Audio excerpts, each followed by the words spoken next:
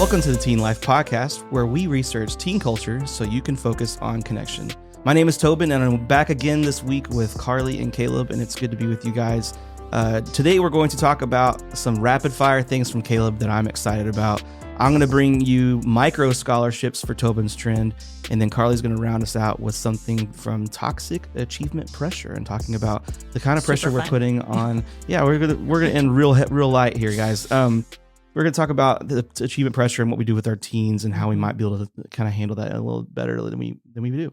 So, but first, we're going to start with Caleb's Corner and do some rapid fire things. Caleb, what do you got for us? Yeah, so to start off, I have a couple things for you, but I just wanted to touch on something that came out a few months ago. And, this whole battle for VR, virtual reality, has kind of been going on. I know Mark Zuckerberg and Meta has pumped a lot of money into this. And you probably have had, a VR headset, or at least, seen, probably the Beat Saber. It's a thing with the floating blocks that you can hit with music. And, you've probably seen some VR stuff. It's pretty fun. But Apple came out with something called the Apple Vision Pro, which is kind of VR integrated into kind of everyday life. And of course, dependent on a lot of the other Apple products that you use. And so where it's kind of different than a normal VR headset is it's kind of ski goggles is the best way to describe what they look like.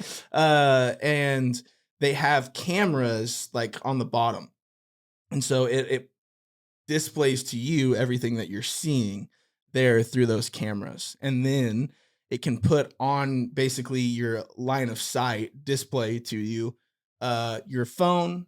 You can open up, your messages. You can respond to emails. You can throw up 4 different YouTube videos at once, and you can scroll through TikTok all at the same time. You can vacuum and have a YouTube video in your line of sight. You can anchor it. There's little things of if you're watching a movie, it can fade away everything else to where it looks like you're watching Netflix in the mountains. It's crazy. I mean, it's wild. It's crazy. It's if you're willing to spend about $3,500, not including tax, not including, and that's for the lowest gigs too. Yeah. If you want the terabyte one, it's $38.99, and that's not even including the the traveling case that you probably want for it, which is $200. The extra battery is $200. It's a lot. It's a big investment. And I'll be honest, these look ridiculous. They look ridiculous. People are wearing them They're outside. so cool. I want to see one in real life. I haven't seen them in the wild yet. No, I haven't either. I think if I were to get one of these, it would be just straight up nerd time at home, and video gaming, watching stuff, whatever. But I've seen videos of people getting out of their cars wearing these things. Are they going to have to make laws though on driving for sure, with these? Yes, absolutely. For sure. There's no. If you're watching Netflix while you're driving in your car. Yeah, it's basically giving you an easy pass without being obvious of having I'm guilty of coming home from Lubbock many times and having a portable DVD player in my passenger seat, and so yeah, it's basically listening. Yeah, it's just I'm just listening to The Office. So yeah, it's it's one of those they're gonna have to do something about it, or they're just gonna have to push self-driving cars even faster. Right. So, but it's crazy because you already have just so much stimulus, and I don't think a $4,000 price point is one that a lot of teens are going to be able to achieve. But just a lot of stimulus at you, and two, I think it's setting the kind of tone for what you can expect in the future. I mean, the way that how fast this technology is progressing, it's only a matter of time until it's more and more compact and something that you realistically can wear out and no one blinks an eye, when you're watching YouTube videos while you're talking to your friends. I mean, we are literally at the start of Ready Player One. Right yes. Now. That's kind of, which is, if you're thinking, it's kind of scary, for being it is honest. A little scary. A couple of logistic things. The battery life is not great, and it's attached to a cord that you have to basically kind of carry in your pocket. So it's not exactly the cleanest design. You don't look super cool doing it. No, it's heavy. It's for what you'd wear on your face if you want to wear it all day. The wildest thing about it is that it has a visibility mode where you can if I'm wearing it in the office and I have it blacked out because I'm working on whatever it may be, and then you talk to me, Karlie, from across the table, I can switch something to where you can then see my eyes. Yes. But it's not actually my eyes. It's a crazy. camera on the inside. No way. So you can't see through them at all, but it tricks you to make you think you can. It shows like a video, an AI video of what your eyes are doing on the inside of the vision. No, I don't like that. You could FaceTime from it, and so it'll like do like a whole scan of your face that kind like of a looks floating like you. floating head, essentially. Yeah, I don't like that at all. Because that's been like the wildest thing is like people will be walking and using it like everyday thing, and it just looks like they have on see-through ski goggles, even though they're not at all see-through. So it's crazy. It's crazy technology. Like I'm super intrigued by it. Like if I had like if Apple was just like, hey, you want to try it, I'd be like, heck yeah. I'll absolutely try this. But am I going to drop $4,000 on it? Probably not. So Haley and I have talked like if we ever got one, no one would know we had it. There's no way I'm going in public with it. But then we've also talked like we're like I already have like baby iPad brain anyways. And so like you throw that I can like watch like 3 different things at once. I'm like, that's like not okay for me and my brain. Like, yeah, we don't need more distractions. Yes. And so like I watched a few YouTube videos of like people that have like tried it out or like worn it all day and just trying to like see what it was like. I think one practical purpose for it would be it would eliminate the massive desk workspaces. Yeah. Where like now, like a lot of people are transitioning to like the giant curved monitors so they can have everything on at once, which listen, I run off 2 monitors at home. Like, and it kind of like minimalizes your desk in a way if you use it for that purpose, because you can have multiple monitors in your Vision Pro that you're just kind of like, you can look to what you need and just be done with it. But because it'll link to any Apple product. Yeah. I wonder what it's going to do to eyesight, though, because I know it's a thing like with littler kids that they're saying, like with my younger kids, not to let them use phones or iPads because they hold it closer than you would a normal screen. And I wonder if you're constantly looking at something that's right there. I don't know. I'm sure they're not going to publish studies if it's negative anyways, but they have optical inserts too for people who are like, that have vision. You can't wear glasses. You can't wear glasses with it, so you can pay another $100 and get prescription inserts that go inside it, so that way your vision's still good when you're using it. But that's crazy. Yeah, interesting. Classic Apple. They've thought through just about everything. Sure so they did. It's something to keep an eye on. I think I again, nothing teens like, and I know that we're in an age where you're so connected online and everything, but please know and value the importance of face-to-face relationships and friendships. Like those just don't go away, and those matter still. So I think it's something to keep an eye on. It's something interesting. Another thing we want to talk about, because we talked about Zen pouches a few episodes ago, but some alternatives that people are going to are kind of caffeine pouches. I know that there's some like coffee pouches, things like that, even just the act of, having something in your lip, if that's something that you're trying to wean off of, or just maybe, caffeine. But that's just an alternative that people are going to that, teens are probably even using some, but something to keep an eye on as well. And something too, if you're finding pouches and you're like, what is this? It could be a caffeine pouch. So ask questions before you make assumptions. Yeah. Give it a lick. Oh, don't do that. That's Please gross. don't. Yeah. Do not lick any used pouches that you might find around Just teenagers. don't lick anything you find. That's okay, a general. How are you gonna know what it is? Okay, Elf. Well, speaking of caffeine and people who are getting ready for college, because you're probably in taking a whole lot of caffeine this time of year as you get ready for finals and all the stress that comes with finishing up, getting ready for college. But if you are a teen or a parent of a teen that's looking at getting started to going to college, one thing that you always stress about is scholarships. So did you guys apply for scholarships whenever y'all were going to school? And yes. I did too, a lot. Because in my case, scholarships were kind of the only reason I was going to be able to go to school. Because like with my financial situation, my parents were in at that time. And I ended up getting a few, but there's a trend right now called micro scholarships. Have y'all seen or heard about these? I hadn't until I think Kelly was the one that brought this up and shared a reel. And I had never, like, in theory, the idea makes sense to me. And I'd kind of heard of that, but I'd never heard it called micro scholarships. Right. Yeah. So I think that this is one of those things where I know I went for the big ones because it was like, Right. let's try to knock the ball out of the park. And hey, guess what? That did not go well for me. Yeah, And so, same. and so I ended up doing micro scholarships without trying it, but just to be aware, if you're listening, there are a lot of mini minor scholarships. Like your high school probably has some too. Like I got some from my high school in my band program and stuff. And there's all these scholarships that are just like the smaller, like maybe $1,000 or less value. And like, listen, like $1,000 scholarship covers books a semester. Right. Yeah. Like that. I don't know. Do we even do type books textbooks anymore? Am I too old for that? Even if they're online, a lot of times will still make you you have to pay for them. Yeah, you still have to pay for them. Books in Or college, rent them. if you don't know, are so expensive. Yeah, that was a wild revelation for me when I went to college, because I was just like, hold on, what now? And so yeah, like if you Google the phrase college scholarships 1,000, like Texas 2024, if you're in Texas or wherever you may be,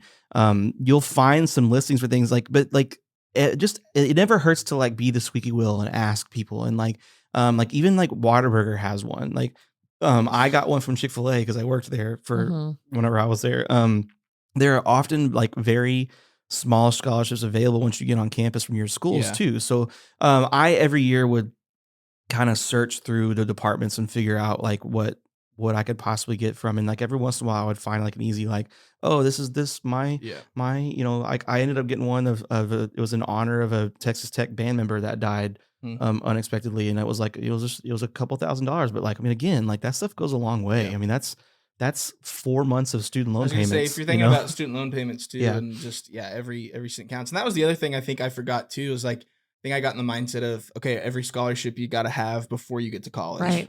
It's like, you can apply and get scholarships even when you're going into your senior year. Yeah, especially when you like narrow down what you're majoring in. Yeah. There are major specific ones. There are college specific ones. And like you said, a lot of times like alumni from that university might have scholarships available that you can start applying for.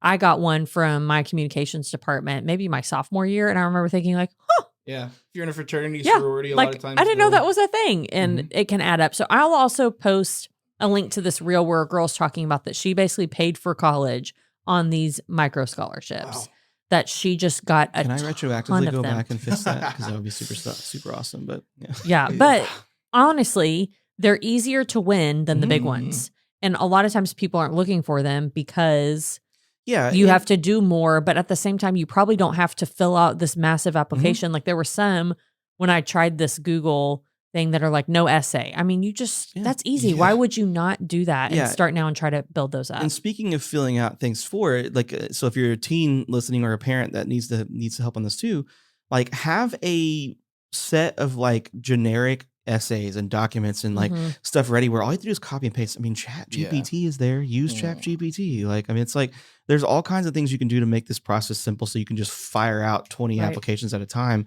Because the thing is too, like, again, I just want to reiterate, when you go for the big ones, like, I was a good student, but I wasn't like valedictorian and I wasn't like top of my class or anything. And like, if you go for the big ones, you're going against all those people that like.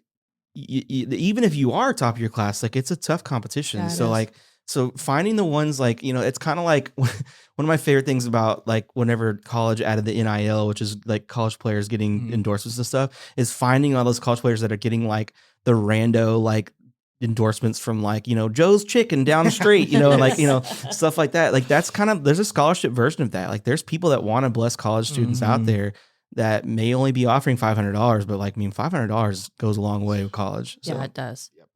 So kind of coming off this conversation about scholarships in college, I did want to bring up toxic achievement pressure, or toxic achievement culture is what it's also called, because research shows that kids who attended high achieving schools were experiencing higher rates of behavioral and mental health challenges, which is super interesting because you would almost think it's the opposite. Right. And I even saw it like compares to kids who have like all of these food and like shelter insecurities, even that it is a huge deal for pressure. And when I was looking into this, there's an author called Jennifer Breheny, I don't actually know how you say that, Wallace. And she wrote a book called Never Enough: When Achievement Culture Becomes Toxic and What We Can Do About It. And she kind of defined this as achievement becomes toxic when we tangle up our entire sense of self and value with our achievements. So when you have to achieve in order to matter. And I think some of this, y'all remember I think they called it like the Varsity Blues scandal from 2019. All of those, you do, like that was Lori Loughlin. Oh, yeah. And all of these parents who were cheating and or paying people to get their kids into the college that they wanted to get into. And It's wild. Yes. And Wow. so I think that comes of this culture of parents feel like I'm the one who has to do this. I'm the one that this falls on. And then that goes off onto your students and it becomes toxic if that's all you talk about and all that kind of your student feels like your love or their value matters on where they go or how good they're doing. Yeah. I also saw, which is really interesting, in a survey of 6,500 parents, 75% said that they agreed with the statement that I feel responsible for my children's achievement and success. That's Wow. so hear me say, if you're an adult listening, that is too much pressure to put on yourself. Like you are in charge of guiding them, but that cannot be on you. But some examples of where we see this play out is the pressure to attend a good college or their top choice college, the pressure to make good grades, to perform in sports or fine arts, band, all of that stuff. And then also now added in to garner social media attention and followers that we've been talking about recently too. Yeah, I think one negative trend about this stuff is that you see like the college announcements on Instagrams and, I mean, sports has had this for a long time of like signing day and stuff like that, which is fine. Like, I mean, celebrate it. I'm not saying don't celebrate it, but it kind of creates this culture of like, if I don't have an Instagram post that shows me in 7 different poses with my new college, gear, it's like, or I'm even seeing it with acceptances. Anytime they get an acceptance, they're posting a video of them even getting rejected. And like, I mean, shoot, I went to pretty big state school, and even there were times when I was just like, well, it's not, it wasn't UT or whatever. And I had friends that would get like scholarships to go do like crazy things at A&M or whatever. And so like, it's just, shout out, like I just went there yesterday, Tarrant County College in the Trinity River campus of Fort Worth. Beautiful campus. Like, first of all, like I've never been there before. Like I vividly remember when I was in school, like going to a community college or a smaller college meant like, oh, you're going to 13th grade. Yeah, right. And like, it seems like that's kind of going away. Like, and even out of college, it seems like more people are being reeling that, hey, like it's okay to go to trade school. It's okay to like get your certifications to do HVAC, whatever it may be. We've talked about that a lot on the show, but like, I think that social media and that pressure, it's very real. Like it's very real of like, what happens if I don't get accepted? Like, and then they go spiral, and then it can be so detrimental. That was big even when I was in high school with, I had a lot of friends who were applying at A&M, and the big thing was you couldn't get into A&M, but the community college in College Station, I forget what it's called. Blinn. Yeah, that was a big one. And I had a lot of friends who didn't get an A&M, but would go to Blinn to hopefully get into A&M their sophomore year. And, whenever they're announcing on the stage for graduation on like senior Sunday, stuff like that, it'd be, I'm going to A&M. Right. To, kind of be like, it's embarrassing that I didn't get in. And so like, it's just always been around of, you have a sense of identity too. It's what we talked about earlier. That's whenever it becomes kind of an issue of your identities wrapped up in where you're going. And we talked a lot of podcasts ago of like the, sorority, like what are you wearing, or like the college day TikTok, stuff like that. I think even more so, there's this culture around where you're going, and which is okay. Like be excited about it. But if you're listening and you're just like, man, like this isn't going to be my future, like that's okay too. Yeah. Like I've always told people, like students, especially now, like just do something that you're passionate about, but like don't stay at home and do nothing. Like that's like that I will always encourage you to like, even if it's just, hey, I'm going to focus on getting a job and like, and doing something like that. But yeah, I just think if this is not your path, there's nothing wrong with that. It's just, and if this is your path, great. We're excited for you. It's great. But I do think, as y'all are saying, I think the easiest example of this is college and where you're going next and all the things that takes and feeling pressure from parents. But the reality is students are also getting pressure from teachers who are trying to meet certain standards, who are trying to like show that their grades are a certain way. They're also getting pressure from schools, private and public, and they're under their pressure to perform and look a certain way. And so students are getting it from all sides. It's almost easier probably to control it if you're a parent than maybe from the school side. But I do want to talk through some tips that no matter how you interact with students, it's a good thing to think about how you're interacting with them. And that author, Jennifer Wallace, she said that the thing that matters more than any other is, she calls it mattering, but showing students that they matter. So she says that kids with healthy self-esteem feel like they are valued and significant, meaning it's not tied to their grades. It's not tied to if they made the team, if they're a starter, if they're first chair, if they're the lead in the school play. That's not what matters. And that's not all we're going to talk about in our house. But what really matters is that you are accepted for who you are as a person. Right. Because honestly, too, when they leave high school, most of the things that they were really good at in high school do not matter anymore. And so if their value and their identity is tied up in those things, they're going to change. And then what's left? And that's a tough position to be. My freshman year in college was called, a lot of my friends were like, you're a prospective student. Because I still, like, all my wardrobe was high school clothes. And they're like, dude, you look like you're here on a tour. I'm like, okay.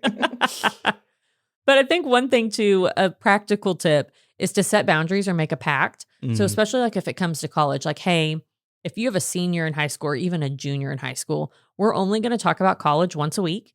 We're going to do it on a weekend, and you get to pick the time that we're going to do it. And I promise we'll set a timer. We won't do it for more than an hour. Yeah. And also setting a time so they can mentally prepare for that. Yeah. Yes. I mean, there's like financial counselors and like in therapists and stuff that say that when you have to have a hard conversation with a spouse or an adult, like having it on the calendar so they can mentally prepare is almost imperative. And same thing with this stuff is that if you tell your teen like, hey, don't stress about it, but on Friday at 5 o'clock, we're going to talk about this, then it tells them that, you know, they can think about it and they can get ready for it, you know, and sometimes sometimes that doesn't work. I'm the kind of person that then that means that I'm counting the hours until like, oh crap, I got to talk about this. There's probably a balance. You don't want to be like, hey, in 2 weeks, so that way it's looming. But you don't want to surprise them with these conversations for sure if they're not mentally ready for it. Right. Or if you have a student that is doing really well and already puts pressure on themselves, maybe be like, I'm not going to ask about grades unless they bring it up. If they're motivating themselves because they probably already have too much pressure on themselves. And so kind of thinking through, you know, your student best, what are some things that I can do to help kind of even put a boundary on myself that we're not only going to talk about those things or what they're doing on their extracurriculars and stuff like that. We always talk about having the 5 trusted adults. This might be a time to use one of those trusted adults too. Yeah.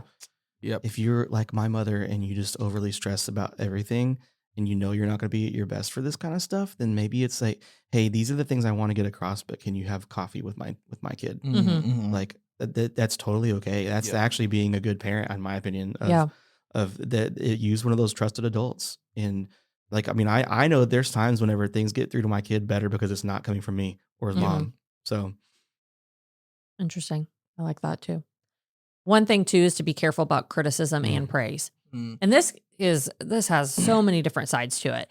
If you're always criticizing them, that's going to go under their value. If you're only praising them on grades or how well they're succeeding, that also tells them I'm not going to get praised if I'm not doing those things. And then if you have multiple kids, that also gets super tricky. If you have one sibling who is really good at one thing and the others aren't, and you're constantly praising or constantly talking about that student, what is that telling your other kids? And so are you making a face over there? No, definitely not. My sister who never got below an A in her whole life. But we were good at different things. And I do think that's where you really have to dial into what is your student good at and where can we find value even outside of those things, but just who they are as a person and not just tying it up into that. And so that's why I said it goes for criticism, and for praise, because if you're like, well, I won't criticize and so I'll only praise, but you're only praising those things, that's also not super helpful. One thing I saw that was really cool and I might not have thought of on my own is statistically for this toxic achievement pressure, adults have to take care of themselves. Yep. So if you're not in a healthy place, you're not going to be passing that on to your students. And so you need to prioritize having a support system for yourself. You need to get out of the house and away from kids, or out of the classroom and away from kids. And you need to spend time with your own friends. You need to be taking care of your own mental health. Kind of that idea of like when you're in an airplane and there's turbulence or it's going down, you put the oxygen mask on yourself before you do a child. That's kind of this idea of like, make sure you're taking care of yourself, because you could unintentionally be putting off the stress that you're feeling onto them. Yeah. Because we know when parents are doing this, it's because they're feeling stressed of, I want what's best for my student. I want them to succeed. But that's not always helpful for them to feel the pressure from themselves and you. Yeah. And listen, teens listening, like, and parents too, you got this. It's a tough part of the year. Like, just take a breath. Yeah. It's going to be okay. Like, there's plenty of times that this stuff happens and it just, it all figures itself out. Like, it's going to require some work. You can't just go curl up in a ball and ignore it, parents or teens. But if you're proactive and you're just kind of take a breath while you're doing this stuff, it's gonna figure itself out. Yes. It really will. Totally. And just remember, like, everybody listening, like, teenagers, you are not a problem to be solved, and we are so thankful that you are who you are. Don't forget to subscribe and follow us on all of our platforms, and we'll see you next week on the Teen Life Podcast.